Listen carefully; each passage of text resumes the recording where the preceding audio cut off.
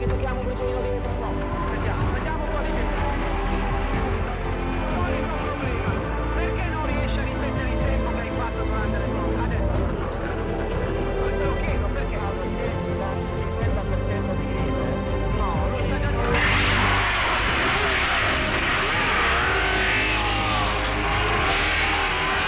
En 1978 Niki Lauda se va de Ferrari y Carlos Alberto Reutemann queda como piloto número 1. En ese año, con la gran expectativa de que Lole podía ser campeón con esa hermosa Ferrari, bueno, las cosas no se dieron, a pesar de haber ganado 4 competencias en el año, cosa muy rara porque eran 16 las pruebas que se llevaban a cabo y Lole logró 4 triunfos.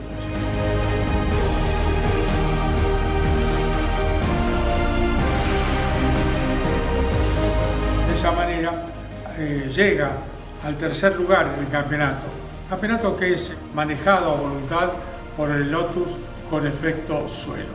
Gran trabajo de Reutemann ese año, 4 victorias. Seguimos con la vida de nuestro compatriota, Carlos Alberto Reutemann, Lole.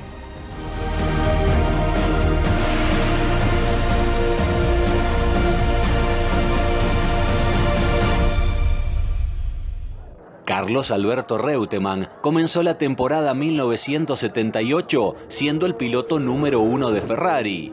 Como era habitual en aquellos tiempos, el Gran Premio de Argentina dio inicio al calendario. Y también, como sucedía muchas veces por entonces, varios equipos no presentaron los nuevos modelos en Sudamérica porque el campeonato arrancaba demasiado pronto, en este caso el 15 de enero.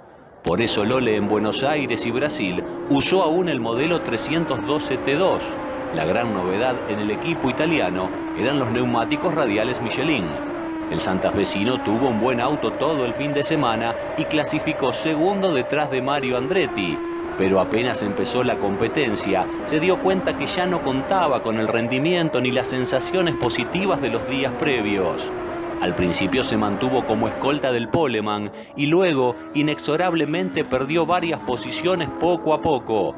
Es que ante el calor reinante, el equipo Ferrari decidió poner el compuesto de neumáticos más duro para correr y se equivocó. La inexperiencia del grupo técnico en esta primera cita le jugó en contra. Cuando ya no había nada que hacer, Mauro Forghieri, el director de la escudería, lo mandó a boxes a cambiar gomas. Ahí Lole cayó al 15º puesto. Luego recuperó muchísimo, pero apenas terminó séptimo, cuando en los papeles previos estaba como mínimo para el podio. La carrera la ganó Andretti claramente, de punta a punta tras 52 vueltas al circuito 15. A pesar de la exigencia y el calor, hubo solo 6 abandonos. John Watson rompió el motor cuando era segundo, restando 11 giros, y finalmente Niki Lauda y Patrick Depailler, que pelearon duro con sus Brabham y Tyrrell respectivamente, escoltaron al vencedor con el cuarto Hunt pisándoles los talones. Reutemann, a pesar del retraso inicial y de aquel ingreso a boxes, quedó séptimo a 1 minuto 22 del vencedor y a menos de 3 segundos de Tambay, que cerró la zona de puntos.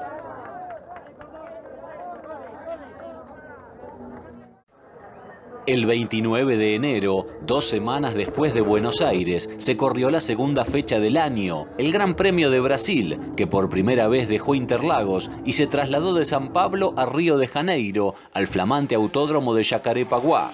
El argentino clasificó cuarto detrás de Peterson, Hunt y Andretti, pero sabía que su auto volaba.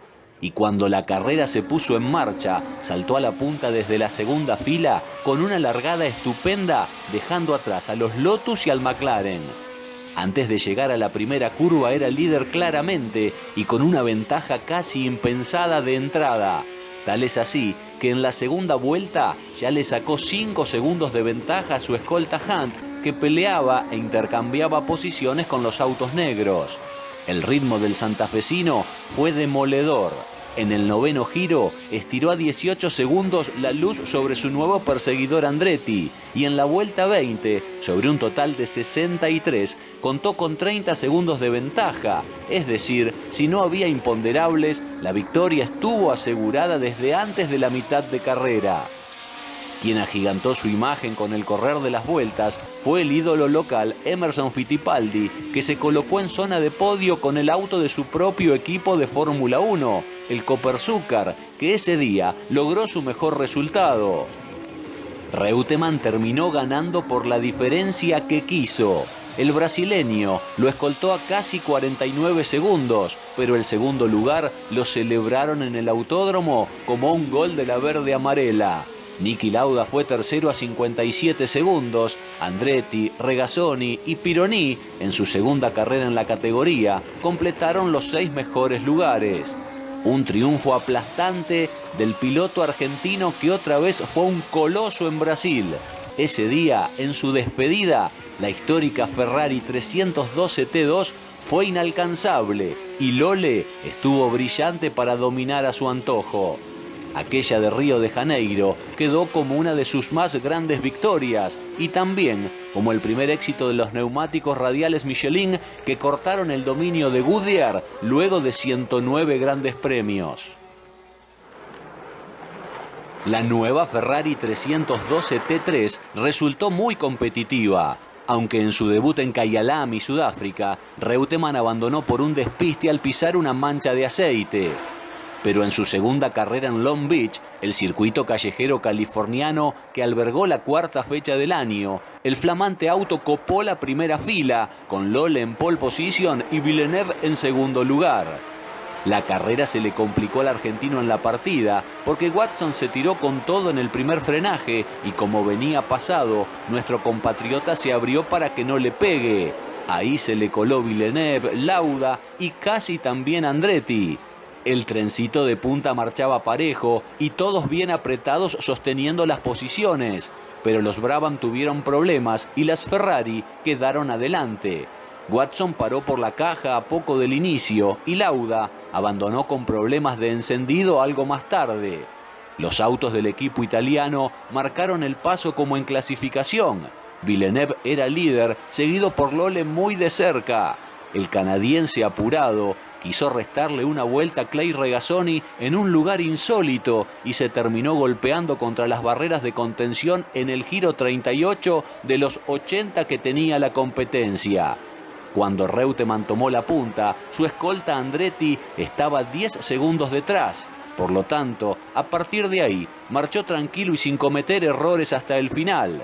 Cuando cayó la bandera a cuadros, el santafesino aventajó por 11 segundos al ítalo-americano de Lotus y por 29 a Patrick Depailler, que llegó tercero con el Tyrrell. Peterson, Lafitte y Patrese completaron la zona de puntos. Otra victoria, la segunda del año en 4 carreras y la primera con la Ferrari 312 T3 en la segunda presentación del auto.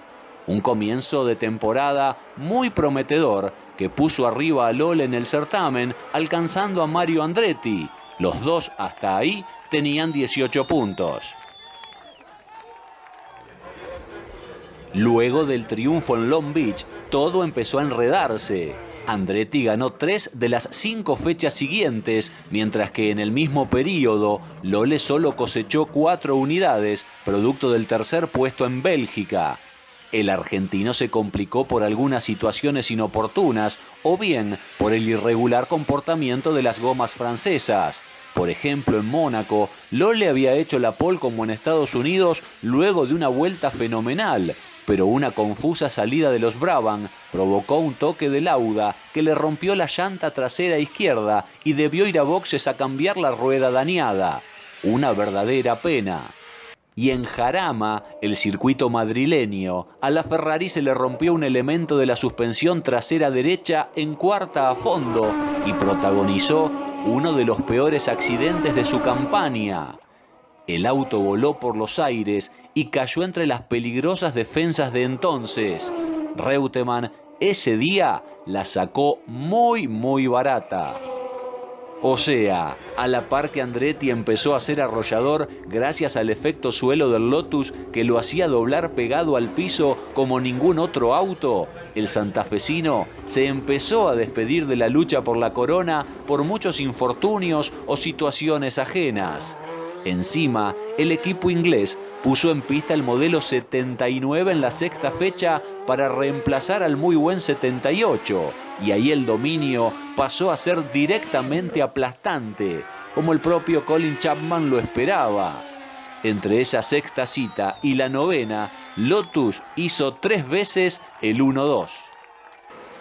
Sin chances de luchar por la corona, Reutemann volvió al triunfo en la 10ª fecha, nada menos que en Brands Hatch, y luego de un sorpaso muy festejado a Niki Lauda.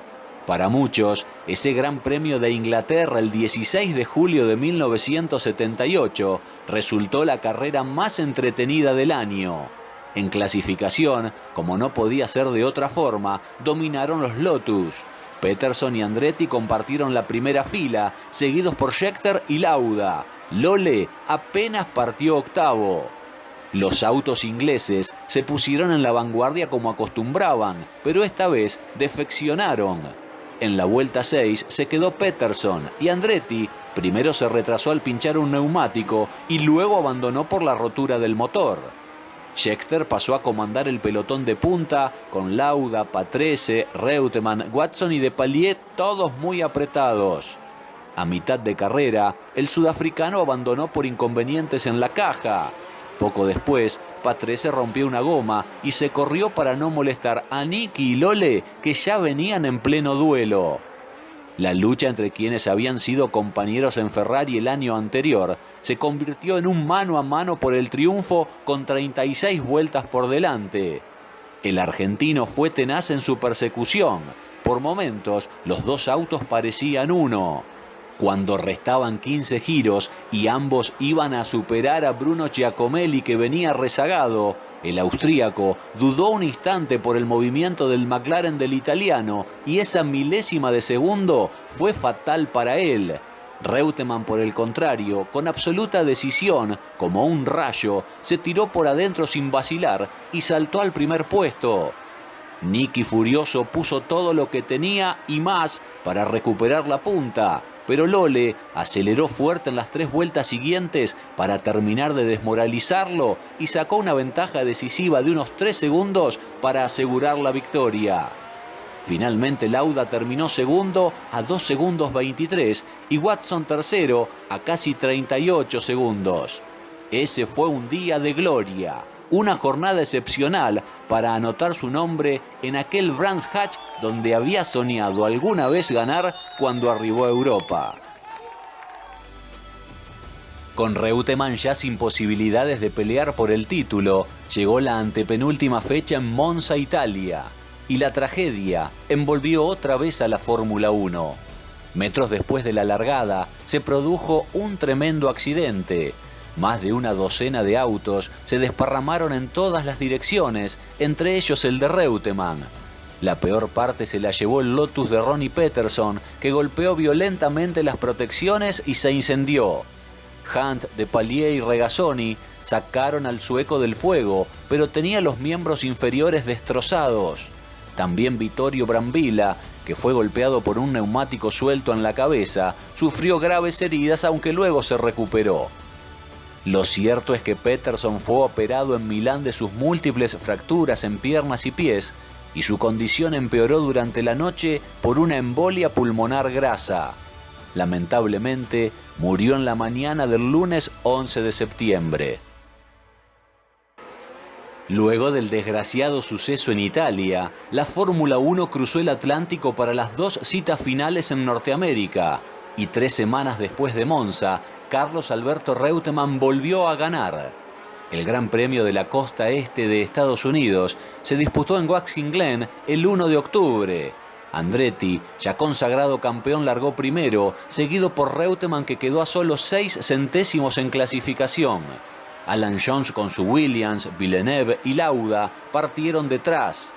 El piloto de Lotus tomó la punta al inicio, pero Lohle lo superó enseguida, en la tercera vuelta, aprovechando algunos problemas de frenos del flamante monarca. Y lo mismo hizo Villeneuve poco después. El canadiense presionó al argentino, deseoso de poder alcanzar su primer éxito. No hubo tregua entre ellos durante varias vueltas. Lohle corrió a fondo y sostuvo bien el primer lugar. Luego, cuando su compañero de equipo abandonó casi a mitad de carrera, ya no tuvo rivales. Jones llegó segundo a casi 20 segundos del argentino, Jody Scheckter con el Wolf tercero a 46 y más atrás arribaron cuarto Jabouille con el Renault Turbo, quinto Fittipaldi y sexto Tambay. Fue un gran triunfo, a lo Reutemann, el cuarto del año. La temporada fue muy buena, pero la relación con Ferrari a esa altura estaba desgastada, rota. Una lástima, porque Lohle siempre dio absolutamente todo corriendo, y ni hablar en los miles de kilómetros de pruebas donde fue el artífice del desarrollo que serviría, y cómo, al año siguiente en Maranello con el modelo T4. Su pase a Lotus para 1979 ya era un secreto a voces por entonces.